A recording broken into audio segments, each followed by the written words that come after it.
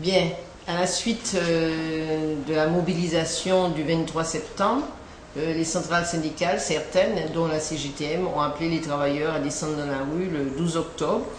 Le 12 octobre, nous étions moins nombreux que le 23 septembre. Nous étions environ 400 à la maison des syndicats et nous sommes partis à un peu plus de 300 en manifestation en direction du conseil général et du conseil régional.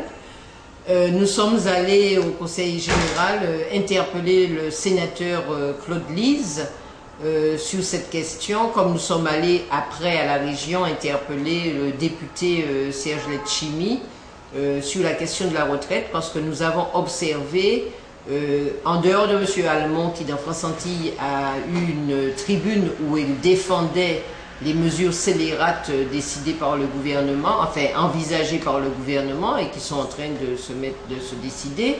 En dehors de ce monsieur, l'ensemble des autres parlementaires n'ont strictement rien dit sur les attaques du gouvernement. Or, nous trouvons que ces attaques-là auront des conséquences graves pour la population laborieuse, pour les retraités, pour les chômeurs, pour les jeunes, pour ceux qui sont encore salariés aujourd'hui et qui seront à la retraite demain.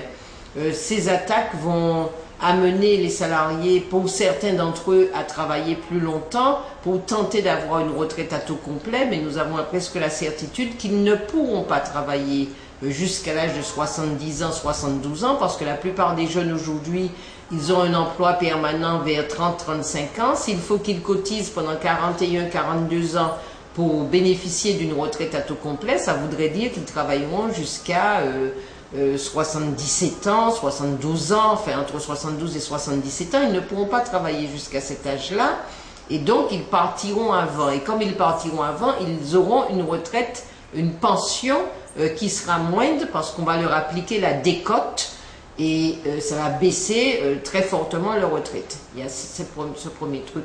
Ensuite, il y a un autre aspect, c'est que le mode de calcul de la retraite aujourd'hui fait, par exemple, pour les travailleurs de la fonction publique, baisser leur retraite à au moins 20%, puisque ce sera calculé sur les 25 meilleures années.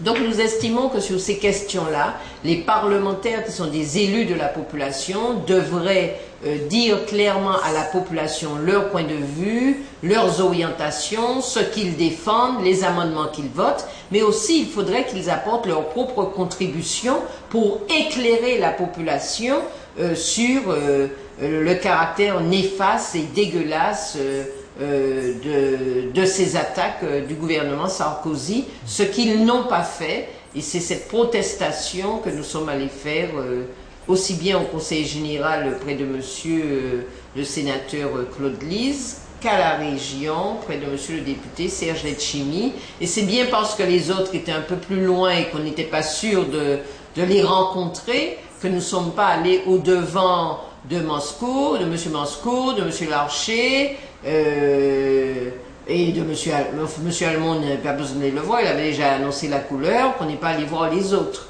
Hein? Donc voilà.